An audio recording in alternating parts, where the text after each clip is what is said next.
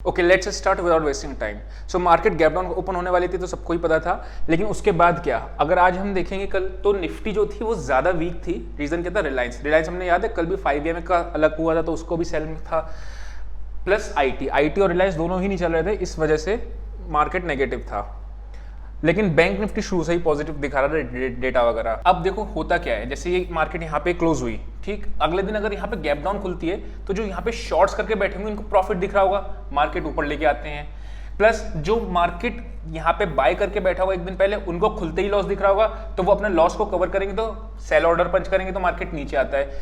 तो इसीलिए जब भी बहुत बड़ा गैप अप या गैप डाउन खुलता है तो कैंडल के चांसेस होते हैं कि दोनों तरफ मूव मिले, ऊपर नीचे दोनों, और कहीं क्लोज आपका इंडिसेसिव हो जाए। निफ्टी का भी क्लोजिंग कुछ इसी तरीके से था। चलो स्टार्ट करते हैं बैंक निफ्टी से।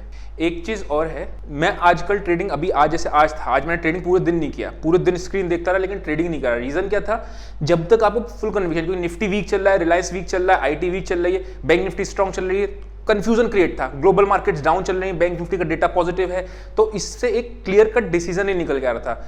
हमेशा याद रखना, ट्रेडिंग जो हमको करनी होती है वो महेंद्र सिंह धोनी जैसे बैटिंग करता है वैसे, हर बॉल पे छक्का मारने की जरूरत नहीं है। जब आपकी बॉल एरिया पे आए उस बॉल पे 6 हिट करो। अननेसेसरी हर बॉल पे मारने की कोशिश करोगे, आउट हो सकते हो। अब देखो बैंक निफ्टी थोड़ा स्ट्रॉन्ग दिख भी रहा है चार्ट पे, ठीक है, लेकिन अभी भी रेंज बाउंड है, ठीक है। कल भी बताया था कि हमेशा जब भी डेटा अपोजिट डायरेक्शन में होता है तो मार्केट एक रेंज में रहने की जरूरत होती है, क्योंकि निफ्टी नेगेटिव था, बैंक निफ्टी पॉजिटिव था। अब अगर आप देखोगे तो ये रेंज के अपर साइड पे क्लोज हुआ है, यहाँ पे इस लेवल पे आपको याद होगा 36,233 हमारा बहुत पुराना लेवल चल रहा था, तो फर्स्ट टाइम ये एग्जैक्टली वहीं से लौटी थी। उसके बाद भी यहाँ पे ही इसी ने रेजिस्टेंस लिया, अभी भी रेजिस्टेंस पे है। देखो दो तरीके से बाइंग होती है, एक और लर्निंग मिलेगी। एक होता है ब्रेकआउट पे बाइंग, कि आपका जैसे यहाँ पे चार्ट हिट हो रहा है, बार बार हिट कर रही है एंड देन ब्रेकआउट हो तो बाइंग।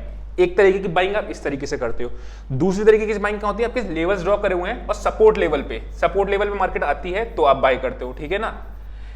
तो आप किस तरीके के ट्रेडर हो ये आप पे डिपेंड करता है। जरूरी नहीं हर कोई ट्रेडर रेंज की बॉटम पे बाय करता है या फिर नीचे की रेंज की लोअर रेंज पे बाय करने की कोशिश करता है, वो जरूरी नहीं है। कुछ ट्रेडर्स ब्रेकआउट ट्रेडर्स होते हैं, तो जो आपको सूट करता है उस पर ट्रेडिंग करो।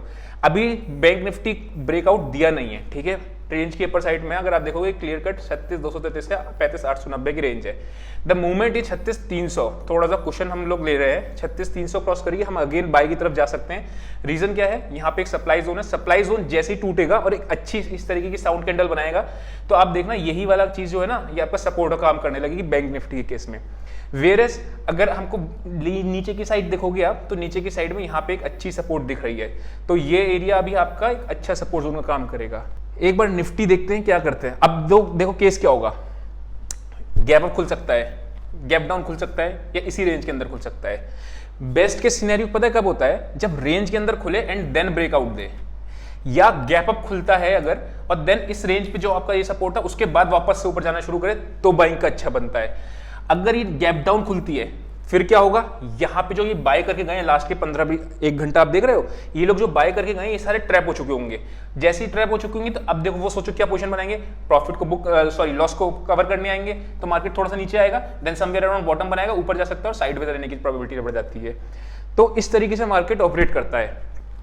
आपको साइकोलॉजी समझनी की, क्या साइकोलॉजी क्या है ट्रेडर्स की। निफ्टी का अगर आप देखोगे तो निफ्टी क्लियर कट आपका जो है स्ट्रेंथ दिखा नहीं पा रही है, 17,000 से ऊपर टिक ही नहीं पा रही है, ठीक है। और 17,000 अभी हम लोग ऑप्शन का डेटा देखेंगे, 17,000 जो है वो मेक और ब्रेक लेवल भी बन के आएगा। रीजन क्या है, वहीं पे सबसे ज्यादा आपका ओआई खड़ा है, कॉल साइड का भी पुट साइड का भी। अभी क्या है, ऊपर गई क्लियर कट प्राइस एक्शन के साथ ये आ गई, लेकिन अभी ये भी अगर इस वाले स्विंग को क्रॉस करती है, ठीक है, लेकिन अगेन ये जोन आप देख रहे हो 17,000। अगर आप ब्रेकआउट ट्रेडर हो और सेफर साइड खेलना चाहते हो तो 17,100 के ऊपर आप बाय करने की कोशिश करना। अगर आप थोड़े पैसे हो, देखो ये 16,828 एक लेवल है, ठीक है, ये आपका अच्छा लेवल है, यहाँ पे सपोर्ट लेगा, ये एरिया भी अच्छा सपोर्ट का काम करता है। या तो आप बाय करना है तो रेंज की लोअर साइड पे बाय कर सकते हो, या फिर आप ब्रेकआउट पे बाय कर सकते हो। जो भी तरीके से आप सुटेबल हो, जिस भी तरीके के ट्रेडर हो उस तरीके से कर लो। एक बार ऑप्शन चेन पे इसकी चलते हैं, ऑप्शन चेन क्या कहती है, वहां से हम लोग लेवल्स निकालने की कोशिश करते हैं। तो ऑप्शन चेन में अगर हम देखते हैं तो 17,000 पे मैक्सिमम कॉल्स खड़ी हैं, बराबर है, 17,000 पे मैक्सिमम पुट खड़ी हैं। अब अगर मैं आपको ये बताता हूँ ना, ये लेवल बंद कहाँ पे हुई, 16,953। बहुत अच्छा लेवल होता है शॉर्ट करने के लिए। रीजन क्या होता है, 17,000 पे मैक्सिमम आपका ओआई खड़ा है और उसके नीचे ये वाले लोग ट्रैप हो चुके होंगे, तो ये शॉर्ट करने का निफ्टी में बहुत अच्छा लेवल बनेगा। 17,000 के नीचे क्लोज हुई, जरा सा भी अगर 50 पॉइंट नीचे खुल गई तो ये वाले सारे लोग कवर करने की तरफ भागेंगे। आप अगर देखो कॉल साइड में ओआई अच्छा ऐड हुआ है, तो निफ्टी में अभी थोड़ा सा बाइंग का सिनेरियो नहीं बन रहा है। बैंक निफ्टी ज्यादा स्ट्रॉन्ग हमने देखा भी था, चार्ट पे भी देखा था और इस पे भी देख रहे हैं, डेटा पे भी। नीचे पे सपोर्ट कहाँ है, आप मल्टीपल सपोर्ट दिख रही होगी, देखो 16,900 पे भी आपकी पुट राइटिंग हुई है, 18 लाख कॉल्स और पुट शॉर्ट हुई है, 39 लाख टोटल है, 16,800 पे भी, मतलब ये अभी आपको बता रही है कि मार्केट एक रेंज में रहने वाली है, ऐसा डेटा बता रहा है। तो हम क्या कर सकते हैं, रेंज की लोअर साइड पे आएगी तो हम लोग बाय करेंगे, लेकिन एक कैंडल 15 मिनट की अच्छी स्ट्रॉन्ग कैंडल होनी चाहिए नीचे की साइड से। अच्छी स्ट्रॉन्ग कैंडल बुलिश कैसे मानी जाती है, इस तरीके से आपकी कैंडल कोई बने जिसमें विक लंबी हो, या पूरी साउंड कैंडल बने ग्रीन कलर की मारूबोजो टाइप की, तो वो चीज हो, ठीक है। तो लोअर की रेंज नीचे साइड में भी कर सकते हैं, या फिर कोई रिवर्सल डब्ल्यू पैटर्न वगैरह कंसोलिडेशन के करने लगे तब हम बाय कर सकते हैं। सेल की साइड में हम कम करते हैं। अपर रेंज पे एक बार शॉर्ट करने का बनता इसलिए है, रीजन क्या है कि एसएल आपको छोटा सा लगेगा और अगर मार्केट गिरती है तो तेजी से नीचे आती है।